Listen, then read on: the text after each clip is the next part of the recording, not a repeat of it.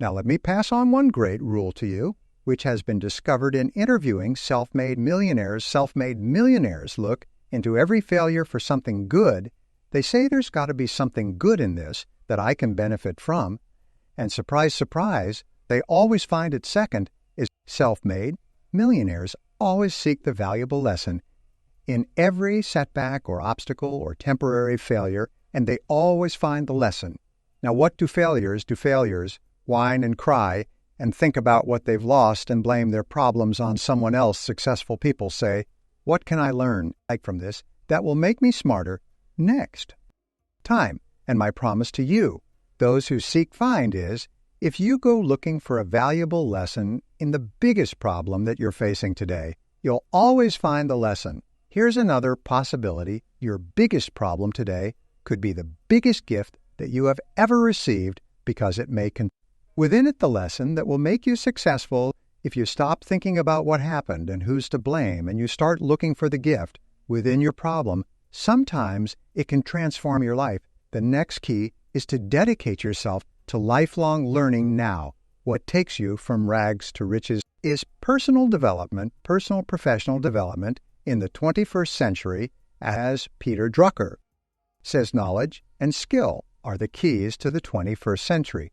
And the only thing that will be relevant, the only skill that will be relevant in the 21st century is the ability to learn new skills, because virtually everything you know is becoming obsolete at a rapid rate. Stephen Covey says that current knowledge base has a half-life of 2 years, which means that half of everything you know will be irrelevant within 2 years and 2 years from now. Half more so. If you're not continually learning and upgrading your knowledge and skills, you're not staying in the same place. As Pat Riley says, the basketball coach says, if you're not getting better, you're getting worse. If you're not constantly learning, you're actually falling behind. So here are the 3 keys to continuous learning. Number 1, read in your field 30 to 60 minutes each day.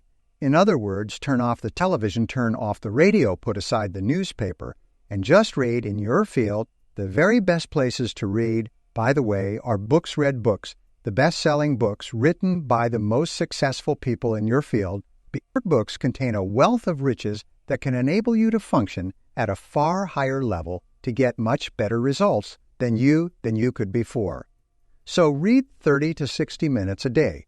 I've had people tell me, countless people over the years, that reading an hour a day has doubled and tripled their income within a year. The second thing you do is take every course that you possibly can, the courses and seminars that are available to you in your field that are given by professionals, that are courses that have been developed over years and years and years. They have been tested and tested. Tested. The person who is talking to you for several hours has spent thousands of hours learning their subject. They have dry tested this or done test runs with thousands of other people. When you take a course, you can learn enough information in 1 or 2 days, more than you could learn in 2, 3 years, or maybe even a lifetime, all distilled and put together. People say, I can't afford a course. You cannot afford not to buy books. You can't afford not to go to courses. Some years ago, I had a dentist, and he was a very successful dentist. I was recommended to me by a friend, and the dad is retired at the age of 53, and just before he retired, he sold his practice for about $2 million just before he retired. He told me why. He said about 8 years before he had attended a dental congress in Hong Kong. Is from California. It's flown all the way to Hong Kong to attend this international dental congress because there were specialists giving private lectures, sort of plenary sessions on the side, and he attended this session, and it was on a particular technique of cosmetic surgery that this dentist had developed that no one else knew, where you could basically straighten out a person's entire front jaw so they look beautiful at a very low cost, at a very high level of effectiveness. He came back and he began implementing this in his practice. People began flying from 500 to 1,000 miles away. Every dentist sent their families, members, and themselves to this dentist. He was able to charge whatever he wanted to charge. He said 8 years later, he retired as a self-made millionaire at the age of 53 to enjoy his money for the rest of his life from what he learned from one session at one convention at one course. Now, that is a true story, and maybe it's an exception, but you can never tell where the information is going to come from. The third way that you can upgrade your skills is listen to audio programs in your car. The average driver drives, 500 to 10 hours a year, 25 to 50 miles. If you listen to audio programs in your car, according to the University of Southern California, you'll get the equivalent of almost full-time university attendance just listening to learning material as you drive around. It can totally and profoundly change your life. Very, very important. Here's an interesting point. The more you commit yourself to becoming the best person you can be, the more you like yourself and respect yourself, the more energy you have, the bigger goals you set for yourself, the more you persist when you invest in yourself and you read and learn and upgrade your skills. I am a person with a great future, and it's up to me to maximize my potential, and your self-esteem goes up, your self-respect goes up, your sense of personal pride goes up, and you started to get promoted more and paid more in every part of your life. Get around the right people. This is a key becoming a self-made millionaires. Dr. David McClellan at Harvard did studies for 25 years looking into why it is that some people succeeded greatly in life. What he found was as much as 99% of your success in life is going to be determined by what he called your reference group. Your reference are the people with whom you habitually associate. They're the people that you associate with at work, the people you associate with home, your church, your political party, your social circle. What he found in working with people is that changing a person's reference group transform the way they think. Why? Is because we are like chameleons, and we absorb through the skin the attitudes, the opinions, the behaviors, the style of dress, the style of speech of the people with whom we associate. Most of the time, if you start to associate with winners, most of the time you find that they have a totally different worldview. They're positive, they're upbeat, they're focused, they're learning, they're growing, they're positive of what they're doing, and you start to become like that. Next is be prepared to climb from peak to peak. One of the keys to becoming a self-made millionaire is to realize that life is never one continuous train. It's always up and down. So it goes up. Like if you climb a mountain peak, you have to go down into the valley before you climb the next peak. So all of life is cycles and trends. All of life is cycles and trends, and there's up cycles and there's down cycles, and there's up trends and there's down trends. The question is, what is the general direction? Up. Your trends, we say this, is that life is 2 steps forward and 1 step back. Successful people focus on the 2 steps forward, and then they protect themselves on the downside so that each time there's a step back, they're still further ahead than they were before the next one, which is to develop resilience and bounce back. Developing resilience and bouncing back is one of the key qualities of self-made millionaires because, as I said right at the beginning, most things won't work. This is a very interesting point, is that you're going to be knocked down over and over again, and what we know, my friend Charlie Jones says, is you have to bounce, don't break. And when things go wrong, bounce. And so what I learned many years ago is this interesting technique of what is called mental rehearsal. And mental rehearsal says that you mentally prepare for the inevitable downturns before they occur. So you say, all right, in the course of life, things are going to go wrong. But I'm not going to become upset. I'm not going to get mad or angry or anything else. I'm just going to take it and learn from it and pick myself up and keep going. Sometimes I ask this question, does anybody here have any problems? Everybody says, yes, everybody's got problems. Well, here's the rule, is all of life is a continuous series of problems. They never end. The problems just keep on coming like the waves of the ocean. The only break in this unbroken series of problems will be the occasional crisis. So life will be problem from a crisis. It's like the waves of the ocean, 6 problems in a crisis, 6 problems in a crisis, which means that everybody here is either in a crisis right now, has just gotten out of a crisis, or is just about to have a crisis. So what we have found is this: the hallmark of superior people, 30 years of research, is how you respond to a crisis, how you deal with problems, and how you respond to a crisis.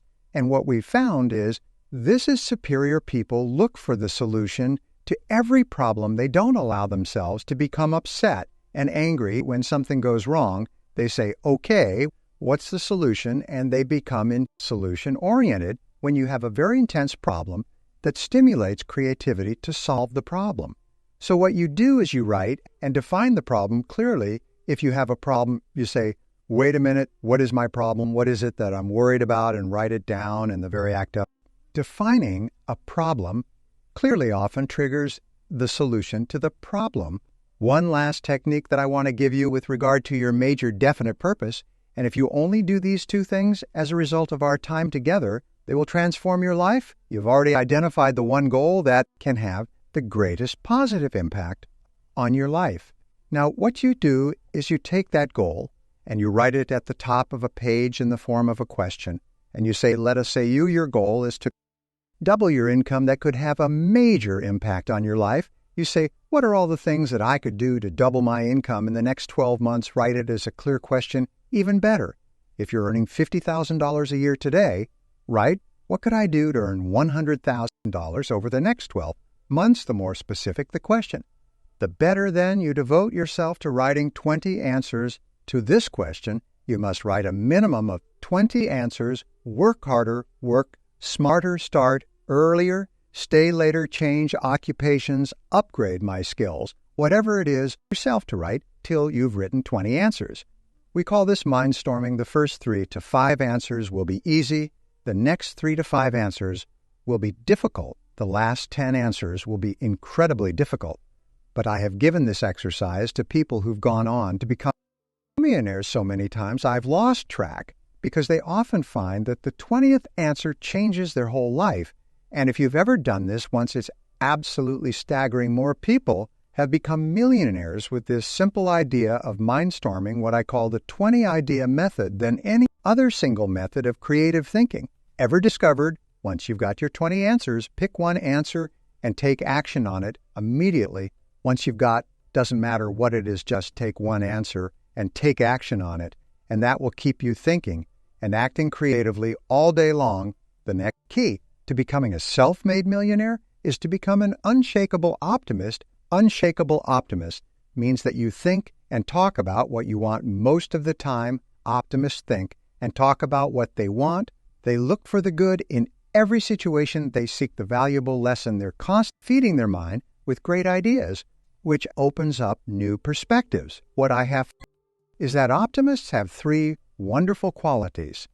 Number 1 is they learn more things as a result. They dramatically increase the likelihood that they will learn the right thing at the right time. Number 2 is they try more things, which dramatically increases the likelihood that they'll try the right thing at the right time. And number 3 is they persist. They never give up. Optimists make a decision that once they've decided they're going to become wealthy, they just never stop until they achieve that goal. Now will they have many setbacks and obstacles and difficulties? Almost everybody succeeds in a different direction from what they originally intended or from what they originally thought. But they just keep going, almost like a football player, running down the field, running, blocking, changing, moving back, forward, continually, but never loses sight of the goal. Optimists learn more things, try more things, and persist longer.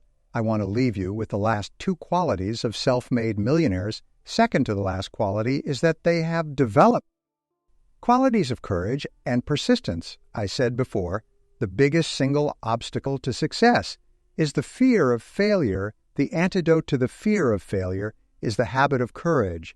And what we know is that you need 2 types of courage to succeed. The first type of courage is the courage to begin. Courage to launch with no guarantees of success. Someone once said that if all obstacles must first be removed, nothing will ever get done. So successful people are willing to think, plan, make decisions, and then take action with no guarantees. We say leap and the net will appear. Take action with guarantee, and then learn the second part of courage is the courage to endure. It's the courage to persist. It's the courage to keep on keeping on, is to make the decision in advance that you will never give up. No matter what happens, you will never give up. You will get knocked down over again, but you'll never give up. And the interesting thing is, if you make that decision in advance, you'll find yourself continually bouncing back. So courage means the courage to begin and the courage to endure And the final quality of self-made millionaires, and Napoleon Hill called this the master key to riches after studying 500 of the richest people in American history, he said, is the quality of self-discipline. It's the ability to make yourself do what you should do when you should do it. Whether you feel like it or not, the quality of self-discipline is the quality that will make a big success. It's the ability to force yourself to do what you know you should do, and here is the wonderful discovery. This persistence is self-discipline in action. Every time you persist, you build your self-discipline. Every time you practice self-discipline, you build your ability to persist, and the two of them are tied into your self-esteem. So the more you persist, the more you like yourself, and the more you like yourself, the more just discipline you have, and the more discipline you have. Practice the more you like yourself. As a result, the more you persist, and eventually you get onto an upper spiral where you become absolutely unstoppable. You reach the point where you know you can achieve the goal, and nothing in the world can stop you, and every step that you take forward makes you stronger and stronger and stronger until finally people say, I know one thing about him. I know one thing about her. You cannot stop him or her. Once they decided they want something, they will not stop until they get it. And when you develop that quality, there will be nothing that is impossible to you. So let me just leave you with these last points. We're living at the very best time in all of human history. More people are going to make more money in the next few years than have ever been made in all of human history. More people are going to become millionaires and are becoming millionaires today at a faster rate than we've ever thought possible, and no one is better than you, and no one is smarter than you.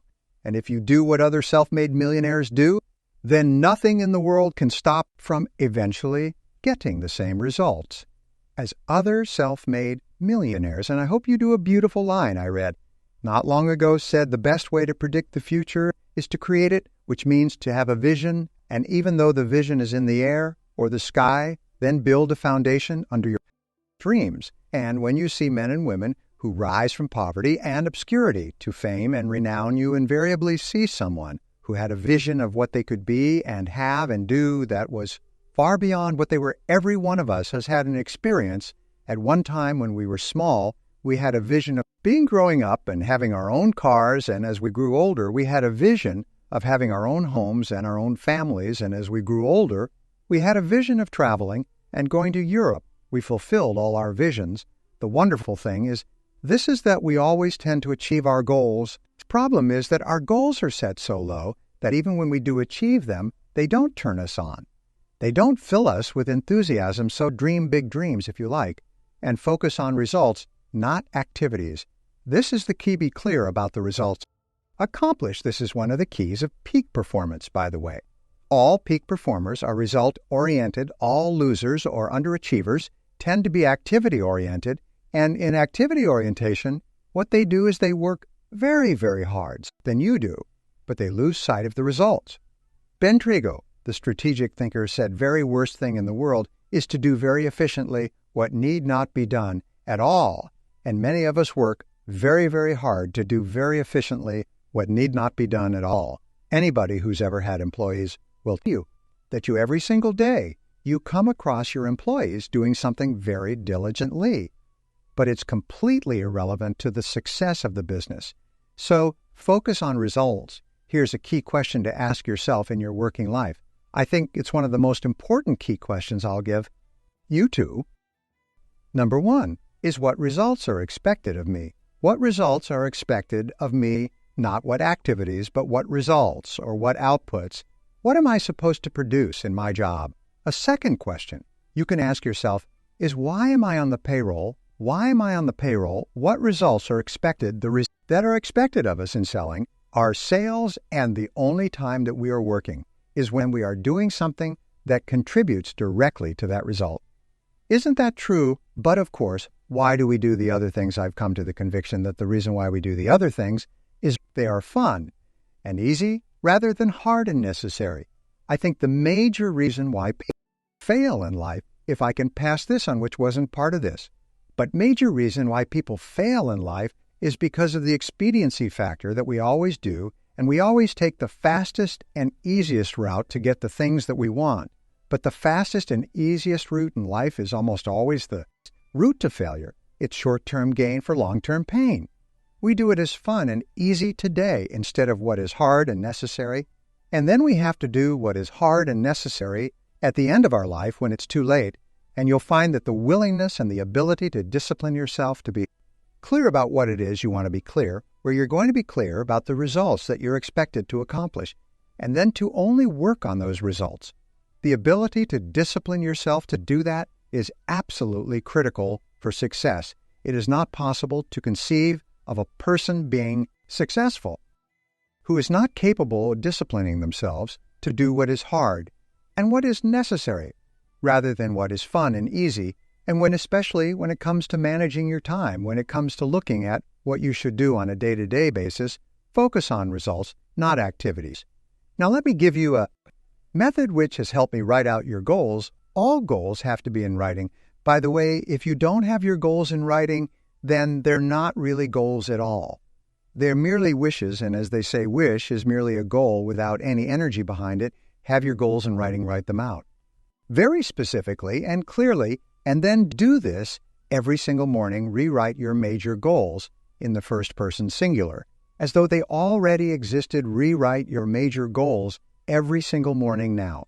This should take you about 2 to 4 minutes, maybe 5. You can do it all in a paragraph. For instance, if your goal is to earn $50,000 a year every single morning, write, I earn $50,000 a year.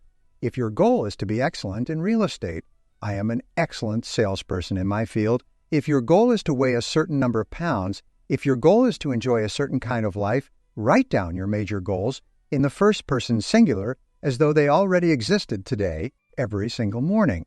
And then every single evening, take about 5-10 minutes instead of watching television just before you turn on the television.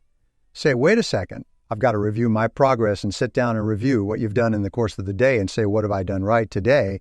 What have I done right that's moved me toward my goals? And second question is, what would I do differently if I had today to do over again? Those 4 steps. By the way, writing and rewriting your goal each morning, reviewing them in the evening, and asking yourself those 2 questions. What do right? What did I do that moved me toward my goals today? And what would I do differently if I had the day to live over? If you'll ask yourself those 2 questions in the next 30 days, you'll accomplish more than you accomplished in the last 6 months. This is the most incredible method I've ever seen. I learned it some years ago. Just rewrite your goals every morning. The only problem with goals is that we don't set enough of them, and we don't set them highly enough. You can have anything you want to imagine. You can have anything that you want, anything that you can hold in your mind on a continuing basis. You can have anything that you are crystal clear about wanting and are willing to pay the price to get you. Can have so clarity is the key. Be clear about what you want, about what you have to do to get it. Be clear about your vision. Be clear, speak, walk, talk, and act with clarity. And that's the final point. With regard to clarity, I have seen many men and women who have tripped themselves up by being beaters around the bushes. If you like, they are very careful about whatever they say, and by the time they say it, people have gone home for lunch. And one of the keys to success is to be very straight and to be very clear, be very precise, interesting. One of the reasons why people do not speak to the point is for fear of offending others, not true for fear of offending others. Interesting study they did last year. They asked a great number of executives, they said if you had to tell a person something unfortunate with regard to their career that was going to affect their lives, and this is something that you've known for a long time, how would you go about breaking the news to them? And each of the person described the strategy they would take, would set up the timing right. They would start off with a talking about subjects that they had in common. They would close the door and keep up the noise anyways. They went around and around, and they're all circuitous routes, how they would get to the point, and then they reversed the question. They said, how would you like to be informed of this same subject? And every single one of them said, I'd like to be informed in a straightforward way. I'd like somebody to tell me straight the news. You see, all of us want to be dealt with in a straightforward way because we know we can take whatever it is but we think that everybody else is too fragile. So what we do is we pussyfoot and tiptoe around and avoid giving them the news, and we finally do get the news to them, sometimes causes more problems than is necessary. So be straightforward, be clear in your language, be clear in your actions, let people know exactly where you stand, and that people know exactly what you said and what you mean. Very, very important. And it takes practice, by the way. Every single one of these habit patterns, every single one of these qualities has to be learned by practice. And I sat down and looked at this whole concept of excellence, and I saw something that I hadn't noticed. It's almost like something brought to the surface of your mind. I noticed that every single man or woman that I had studied who had achieved any kind of success in any field whatsoever had done it after they had made a commitment to becoming excellent in that field. And I began to look, and I began to compare, and I began to talk to people, and I speak to thousands of people virtually every month. I found that I never found a single person who was successful, who was excellent at what they did. That competence, the commitment to becoming excellent in your chosen field, is an indispensable prerequisite for success, that if you are not good at what you do, you haven't got a chance in our competitive society unless you win the lottery. That success is predictable. If commit yourself to becoming excellent, it does a whole lot of other things within your mind, but if you commit yourself to becoming excellent, it changes everything about you, and only the top 5 or 10% are excellent. You've heard the rule, the 80-20 rule, the Pareto principle, that the top 20 of salespeople make 80 of the sales, that the bottom 80% of salespeople make 20% of the sales. You know what the difference is. The ratio is there. The ratio is the difference between 16 to 1, that the average income of people in the top 20% is 16 times the average income of the people in the bottom 80%. Now let me ask you a question. Does it mean that people in the top 20 are 16 times better than the people in the bottom 16 times more experience? Do they work 16 times the number of hours? Do they have 16 times number of years of education?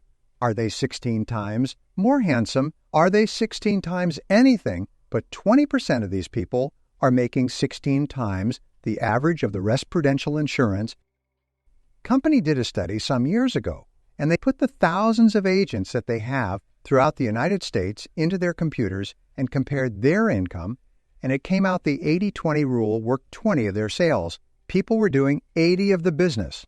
Well, they had all the data on the computer, so they ran it through one more time.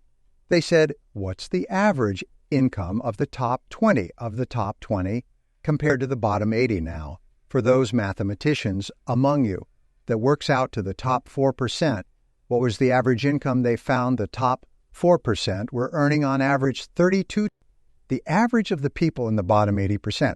So they said this is interesting, and they ran through one more time. They found that the top 20% of the top 20% of the top 20%, which is the top 0.8%, were earning on average 54 times the average of the people in the bottom 80%. What they found is that in every state and in every major city where they had an office with a large number of agents working out of it, there was one agent who was selling the same product at the same price to the same people with the same competition, under the circumstances, under the same set of difficulties in the economy, who was earning 50 times the amount of the average adult. There were 50 agents in the office, and one person was earning more than all of them put together. Isn't that amazing? And one of the things they found is that the key to this was that each one of these agents had made the commitment to become excellent early. In their career, they didn't say, I'm going to go into this and I'm going to earn a living. They said, I'm going to go into this and I'm going to be the best. You must commit yourself to excellence. You must commit yourself to becoming the best. And the wonderful thing is that excellence is a journey. It's not a destination. You never get there. Complacency and satisfaction are the key enemies of excellence. But once you commit yourself to becoming excellent, the whole world opens up for you. A very important point of excellence is this means simply this: do your best every time out and always strive to do. It better do your best every time out and always strive to do it better. Remember, it's usually the last 5 or 10% of any job or project that makes all the difference. And we do is we get to 90 done, and then we start to drag our heels. We start to put the paperwork aside. We start to think of excuses. We start to do what is fun and easy rather than what is hard and necessary. And if you're going to do anything at all, the only time you're going to get any joy out of it. If you do it well, you see when we do something, well, it gives us a feeling of self-esteem and pride. We feel like a winner. But if we do things in an average way, it doesn't give us anything. You notice that it doesn't give us anything. We do it an average way. It doesn't give us anything, but if we do it in a really exceptional way, it makes us feel wonderful about ourselves.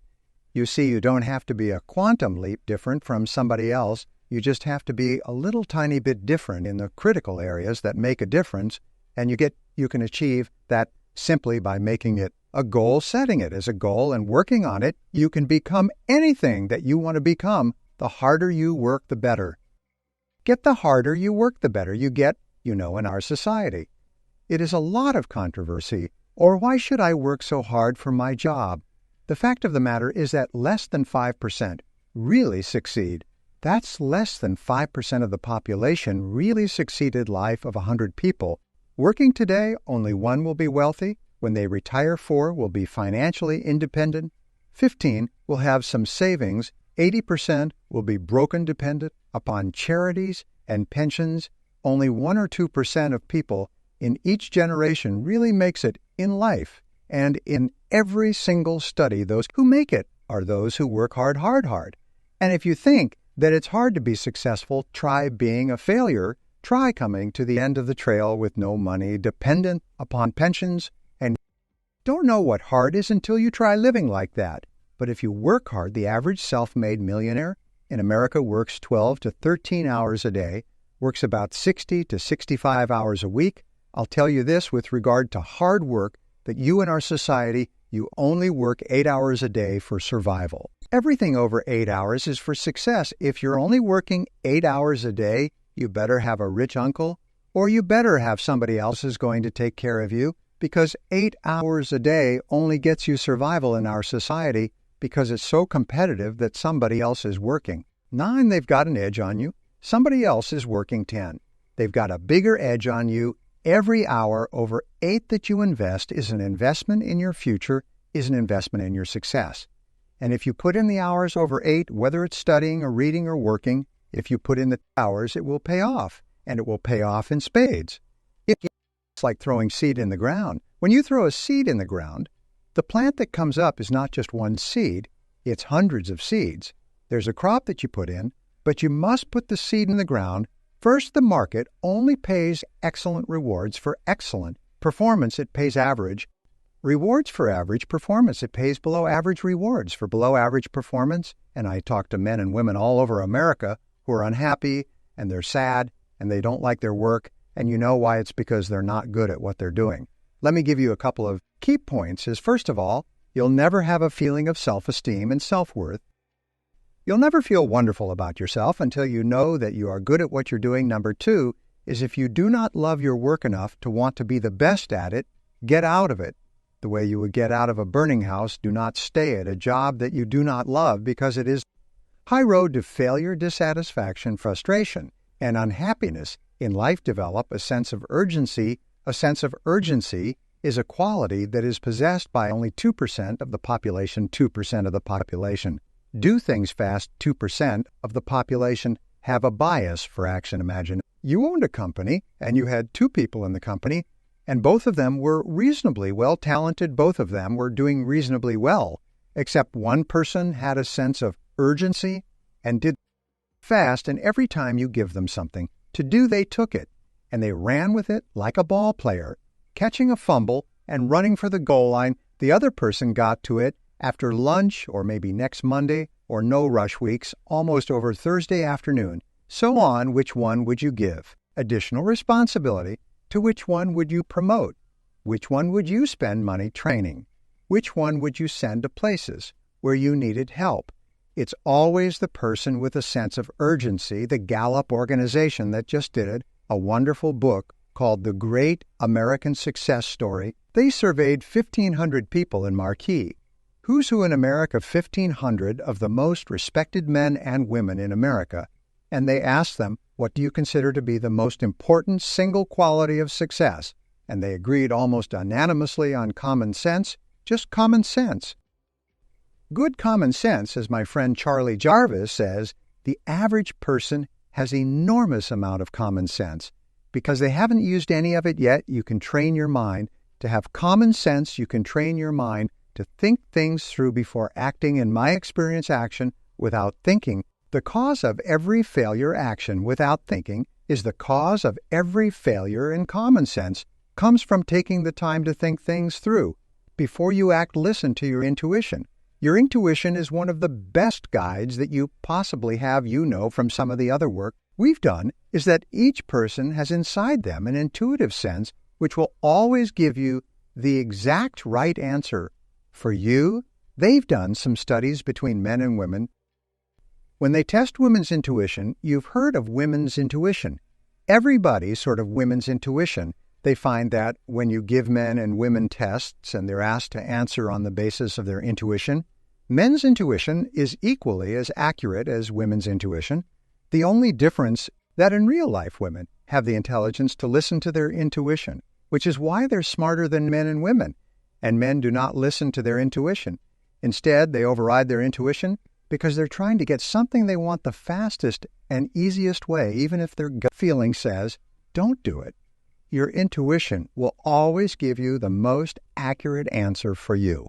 It's like an inbuilt computer that will take all of your life experience and knowledge and everything going on around you and give you exactly the right answer. So listen to your intuition. Learn from your setbacks. This is one of the characteristics of high-performing men and women, is that every single time they have a problem or a difficulty, they sit back and they dissect it, and they learn everything possible from it. They try to develop general principles from each setback. They say, what is the valuable lesson I can learn? So you take a look at everything that has happened to you. Take a look at the very most difficult experience that you're in right now and ask yourself, what is the most valuable lesson I can learn from this experience? And believe me, if you look for the lesson in the Bible, it says, and you shall find it. Doesn't say seek. And occasionally you might find something. It's a seek and ye shall find.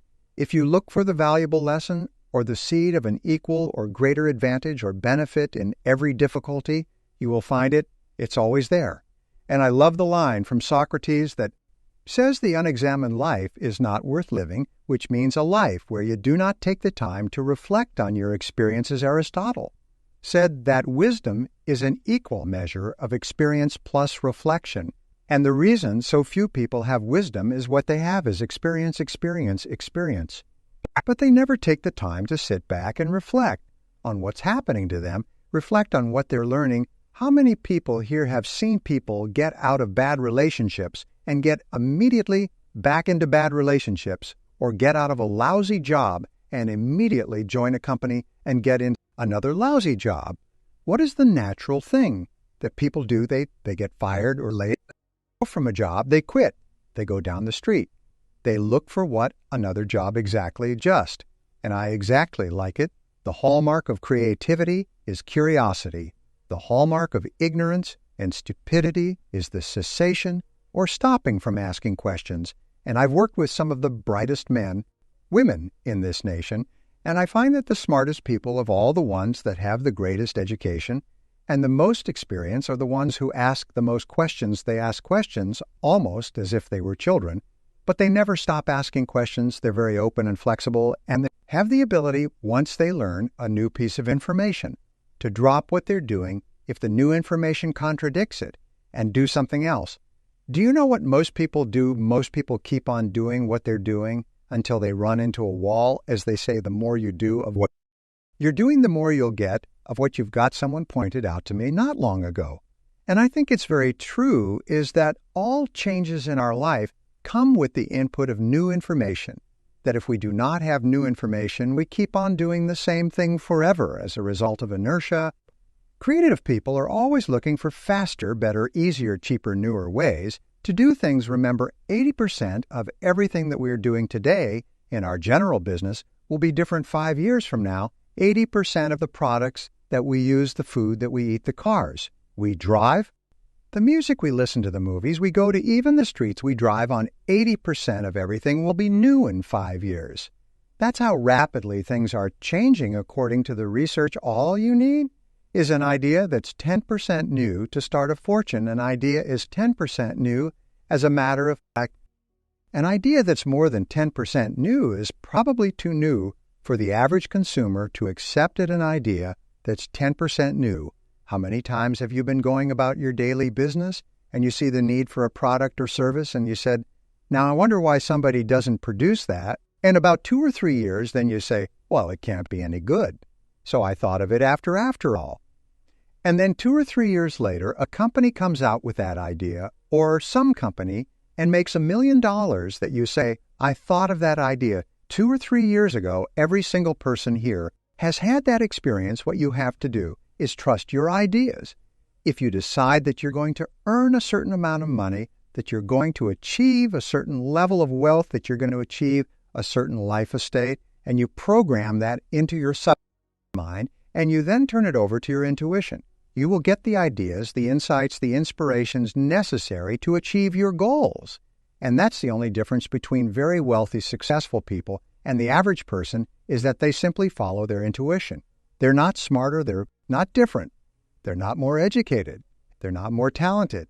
They just follow that inner guide, develop the people skills that you need to be successful, take courses in communications, take courses in effective listening, take courses in public speaking. You know, one of the most important parts of communicating to get along well with others is the size of your vocabulary. You've probably heard that before. The size of your vocabulary, your ability to express yourself orally, your ability to stand on your feet, your ability to write effectively and get your point across to others will have tremendous impact on your life, because you cannot imagine a successful person who communicate effectively with other people. And you can develop the capacity to be an excellent communicator if you were to learn one new word a day, if you were to make an effort by carrying a dictionary around. I have taught myself French, Spanish, German, and smatterings of about 10 other languages, and the way I taught myself, I learned the basic vocabulary.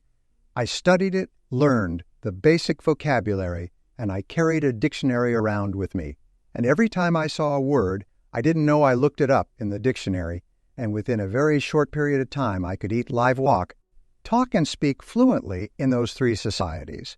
And I've traveled all over the world in those 3 languages. The Carnegie Institute of Technology did a study about 7 years ago, 10 years ago now, and they studied 10 men and women who were let go from their companies, and they found that 95 of the people who were let go from their companies were let go because of their inability to get along with others. This is caused by low self-esteem more than anything else.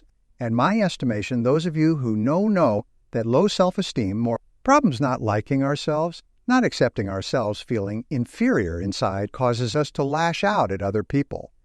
And the wonderful thing is that if you're clear about your goals and you're committed to becoming excellent, and you concentrate single-minded on what is important to you, you have a tendency to like yourself more. Your self-esteem goes up, your ability to get along with other people goes up.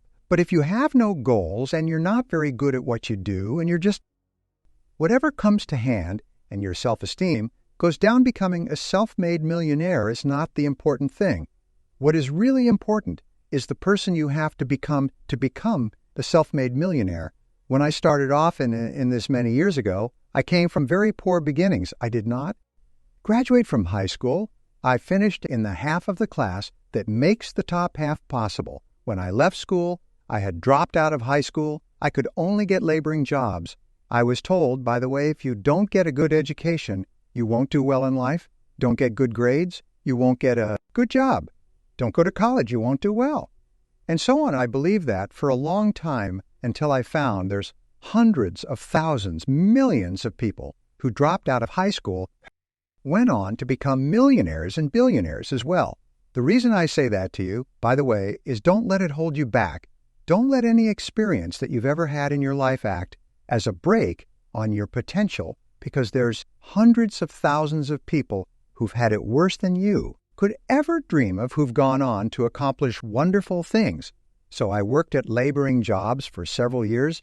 I worked in construction. I worked on farms and ranches. I worked in factories, putting nuts on bolts hour after hour. And one day, in a state of frustration, I began asking this question: is it that some people are more successful than others? So I began asking other successful people, what are you doing differently from me? And they told me, and I did it. And I got better results. I got into sales when I could no longer get a laboring job. And in sales, I noticed that one of the guys in my company was making 10 times as much as anybody else. And he was selling the same product out of the same office at the same price to the same people under the same conditions. And he was making 10 times as much as anybody else. I went and asked him, what are you doing differently from me? And he told me, and I did it now, what I discovered, which changed my life and which brought us here today, is I discovered the law of cause and effect. The law of cause and effect, sowing and reaping, action and reaction, are the great universal or iron law of the universe. What it says is that everything happens for a reason, is that there are no causeless effects, is that even if we don't know what is causing the effect, we trace it back. It's the basis of the scientific process of all medical research, of all marketing, of all business, is if you can define an effect, you can trace it back and find somebody who at one time did not have that effect, and then find out what they did, and then do the same things, and you eventually get the same results. We say that success is not an accident, failure is not an accident, success leaves tracks. So if you just follow the tracks of other successful people, no matter where you're starting from, you eventually get to the same place that they get. This was a shocker for me because, and I learned later in psychology, by the way, that one of the two most important things we need to have to be happy and healthy is a sense of control, of feeling that we are in control of our lives, that things are happening for a reason, and a sense of coherence, of feeling that things fit together. But when I realized the law of cause and effect explained everything I got. Wow. So in sales, I went to the top of my sales force. I attended courses, and especially I applied what I learned. And then when I got into sales management, I again read the books and took the courses and asked for advice. And when I got into real estate and importation and development and manufacturing, distribution, in a whole series of businesses over the years, the first thing I did is I asked, how does it work? How do people succeed in this field? And then I buried myself and immersed myself. I spent hours and hours and hours studying. And then I did. But the most successful people did. Interesting point. We say that nature is neutral. In other words, nature doesn't care who you are. It doesn't care if you're tall or short or male or female or black or white, educated or uneducated. Nature doesn't care. All that nature cares is that you do what successful people do. It's like making a recipe. Nature doesn't care. You follow a recipe. If you can follow the recipe exactly, you get the dish. Nature doesn't care who's doing it. And that's the wonderful thing about our society. It's basically like justice. It's blind. It's nature doesn't care. In fact, there are a lot of people who are not as smart and not as talented as you who are doing vastly better than you. Not because they're better, but because they're just following proven success methods. Becoming a self-made millionaire is not the important thing. What is really important is the person you have to become a self-made millionaire. You have to become a totally different human. One of my friends says that in order to achieve something you've never achieved before, you have to become someone you've never been before. And it's a really important insight, is the qualities that you need to develop equalities on the inside to become a self-millionaire are incredible qualities that make you a vastly better person. Not only better in terms of character, determination, discipline, decision-making, strength, and so on, they make you a far better person. They round out your character in a far better way so that the real payoff of becoming wealthy is not because you can eat more.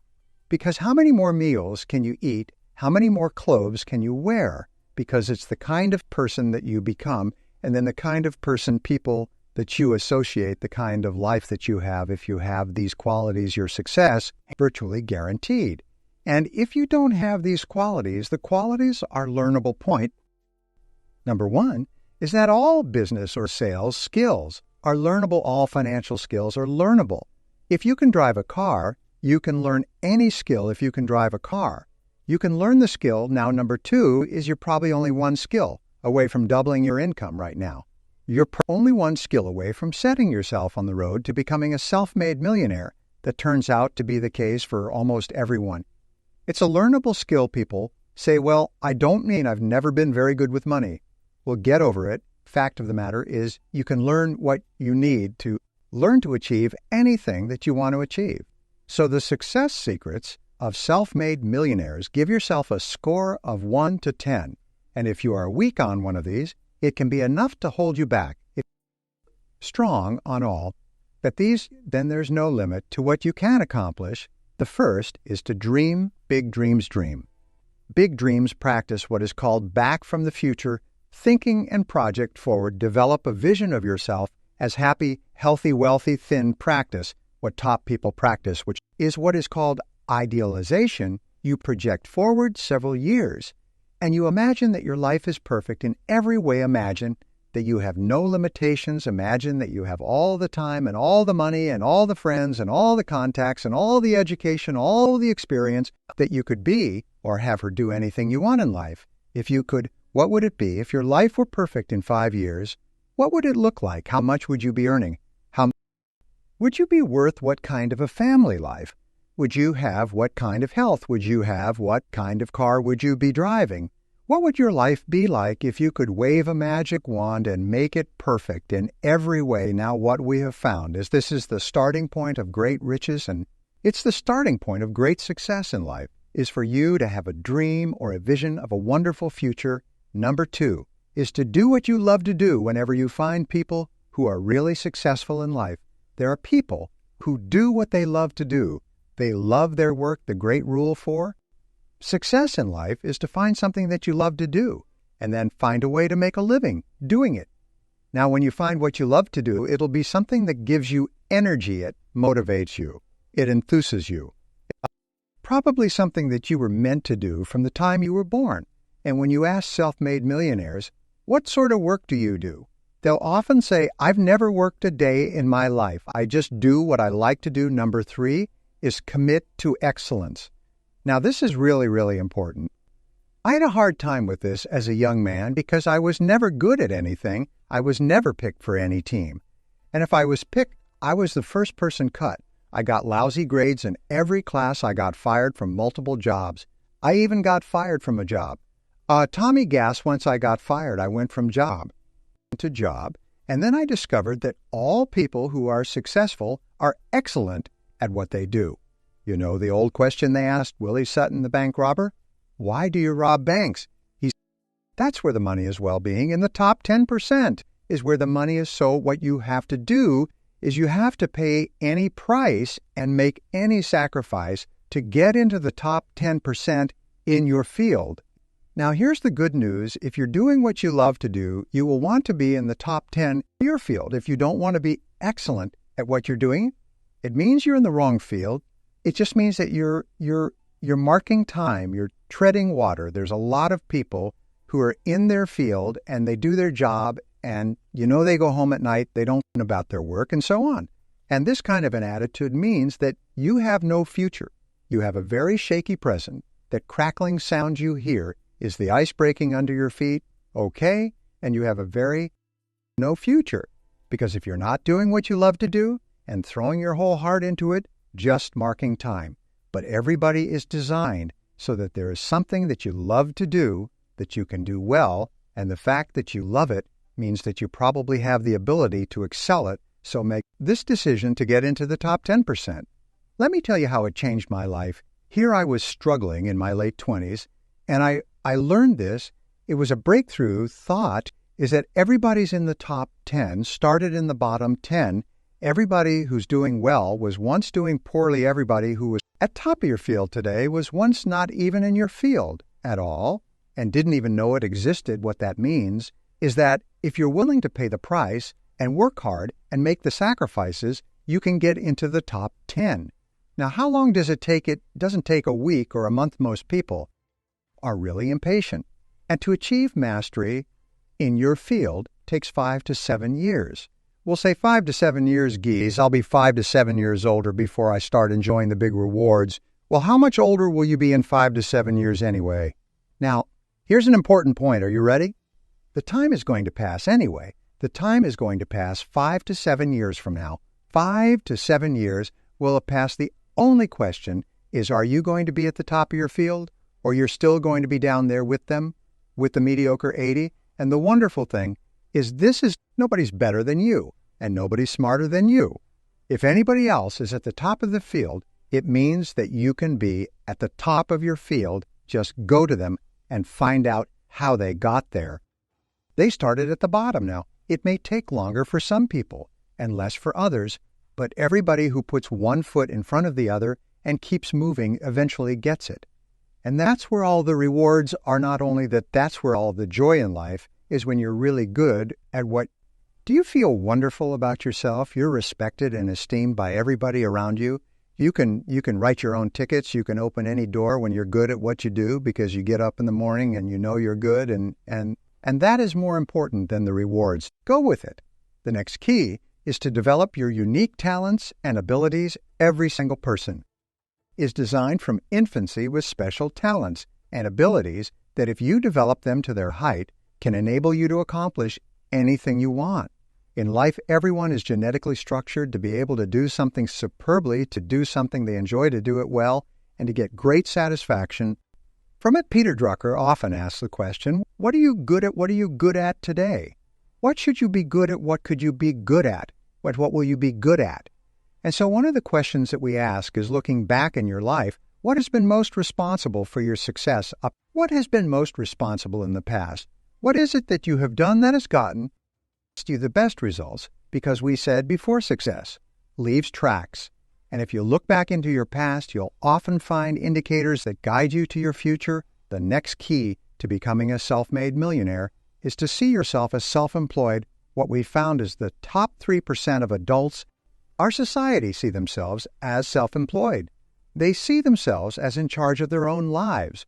When I started off my career as a young man, I was 21 years old, working as a construction laborer, living in a one-bedroom apartment, broke, taking buses 2 hours every morning to get to work, and buses 2 hours to get back. I still remember that. And I still remember a light going off one evening. I was sitting there in my little apartment, in my little kitchen alcove, and I suddenly realized that I was responsible, is that I was in charge of my own life, that no one was coming to the rescue, and it was one of the great turning points in my life. So what you find is that all exceptional people are highly responsible people. They look upon themselves as self-employed. Sometimes I'll ask an audience, I'll say, how many people here are self-employed? And some people will raise their hand and some won't. I'll say, now what's the true answer to this question? And the true answer is that everyone is self-employed. The biggest mistake you can ever make is to ever think you work for anyone else but yourself. Even if someone else signs your paycheck for you all your life, the most valuable people in organization are the people who treat the company as though it belongs to them. They see everything that happens is affecting them personally. They're not the 9-to-5ers, the no-hopers that say, you know, I go to work when I'm out of work. I don't think about my work. These people, somebody has told them, that's a clever way to think. It's the way losers think winners think about their company. When they're not there, they think about how they can do it better when something happens in their company.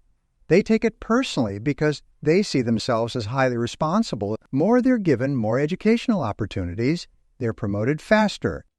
These are the people that eventually, like cream, rise to the top of every organization and every industry. The top 3%, the next key to becoming a self-made millionaire, is to develop a clear sense of direction. Developing a clear sense of direction means that you need to become intensely goal-oriented. We find that all successful people are goal-oriented. There's an old saying, you can't hit a target that you can't see. You've got to know what you want in every area of your life. Some years ago, I worked with a hot oil company in Texas. The hot oil company was founded by H.L. Hunt, who became the wealthiest self-made multi-billionaire in the world at his peak. He owned 200 companies and had a royalty income of $3 million a day. Most phenomenal man, by the way. And interviewed by a friend of mine on television before he died in the early 70s, and he was asked, what are the secrets to success? He said, the keys to success have only been two through all my life, and I will tell you what they are. He said, number one, he said, decide exactly what it is you want, write it down and make a plan to achieve it. And number two is determine the price you're going to have to pay to get it, and then resolve to pay that price now, where the law of sowing and reaping cause and effect. I learned an additional point to that. I learned that your current life today, result of the price you've sown up to now, is whatever you've put in, you get out. So whatever you're getting out today as a result of what you've put in, if you don't like what you're getting out, what you do is you have to put in something different. What I found is that life is always just in the long run.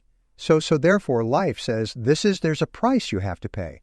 And there's two qualities. First of all, you have to pay the price in full for your success of study, preparation, hard work, and so on. And second of all, you have to pay the price in advance. You don't get it afterwards. Where the world works is first, you put in what you need to put in, and then you get out the rewards. So you have to ask yourself, what is the price that you have to pay to achieve the success that you desire? And you have to write it down and make a plan and work on it every day. Next is refuse to consider the possibility. Failure, his most amazing darn thing, is that the fear of failure is the greatest single obstacle to success in adult life. And it's not failure itself, because each one of you is a professional failure. Each one of you has failed over and over and over again. Is that true? All of us fail. All human beings fail over and over. 9 out of 10 things that we try don't work out the way we expected. We have failures in relationships and in jobs and in careers and investments and everything. It's not the failure that holds you back. The failure makes you smarter. We say that it is the fear of failure that holds you back. And the way that you overcome failure is you never consider the possibility of failure. The rule is there's no such thing as failure. There's only feedback. Is when you try something, it doesn't work. You get feedback, not failure, and recognize that most things you try aren't going to work the first few times. So what you do is you say, oh, that's an interesting bit of feedback, and you pick yourself up and you move forward. And you have more feedback and you move forward to become a self-made millionaire. You're going to fail over and over again, year after year after year. But your brain has a cybernetic mechanism, which means that everything, sometimes you try something you get, which makes you smarter. And when you try something else, you get feedback, which makes you smarter. And eventually, you reach the point where you're too smart and you stop making mistakes. You start to do more and more things right and fewer things wrong. But you can't get there unless you have experienced the failures. Henry Ford once said that failure is merely an opportunity to